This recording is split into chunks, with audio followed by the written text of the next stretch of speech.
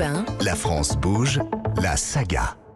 Bonjour Charlotte Barricon. Bonjour Carole. Et oui, puisque le premier prototype de véhicule électrique remonte à 1834. Et oui Carole, c'est assez surprenant, mais la voiture électrique est inventée avant la voiture thermique. Oui, on roule à l'essence seulement depuis 1890. À l'époque, l'électrique apparaît déjà comme la meilleure option pour se déplacer. Cela ne fait pas de bruit, ça ne dégage pas d'odeur. Alors au milieu du 19e siècle, de nombreuses villes l'adoptent, notamment à Paris, dans le quartier des Halles, comme nous le raconte Mathieu Flonneau, historien, enseignant-chercheur et spécialiste des mobilités et de l'automobile. Alors, aux Halles de Paris étaient assurées toutes les livraisons en véhicules électriques qui prenaient le relais des camions qui, eux, étaient thermiques et amenaient des régions de France tout entières, de la France tout entière, les victuailles. Il faut rappeler quand même que les Halles de Paris ne ferment qu'en 1968, mais que dans ces Halles de Paris, il y avait des flottes de véhicules électriques de type porteur, triporteur, qui de surcroît, à la suite, ravitaillaient éventuellement les grands magasins et les lieux de la distribution.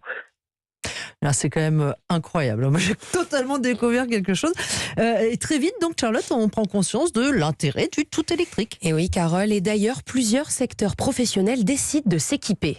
Les flottes de véhicules électriques ont toujours eu une pertinence, mais dans des entreprises, notamment de l'administration, et la Poste en est une, et elle a été pionnière à vouloir verdir sa flotte de ce point de vue-là. Alors, la voiture électrique est appréciée pour sa performance. Rien d'équivalent n'existe sur le marché à ce moment-là.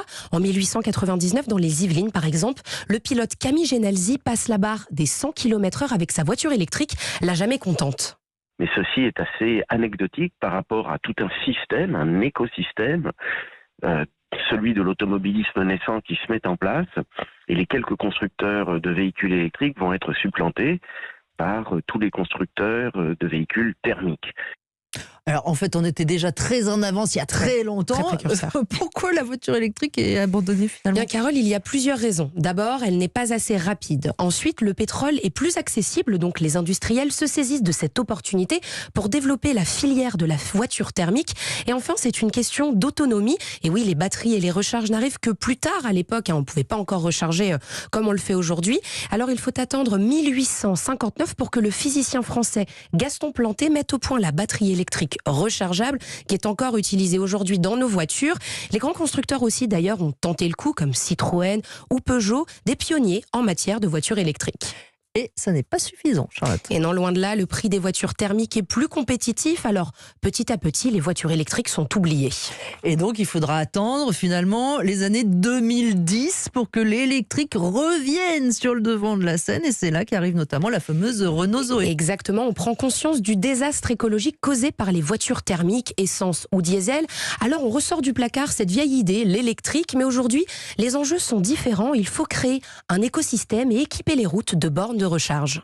Autrement dit, l'enjeu, il est véritablement global. Il est d'avoir une vision à 360 degrés du produit et de réinscrire l'automobile dans l'automobilisme, c'est-à-dire tout l'écosystème d'équipements routiers et urbains qui vont accompagner, et la borne n'en est qu'un exemple,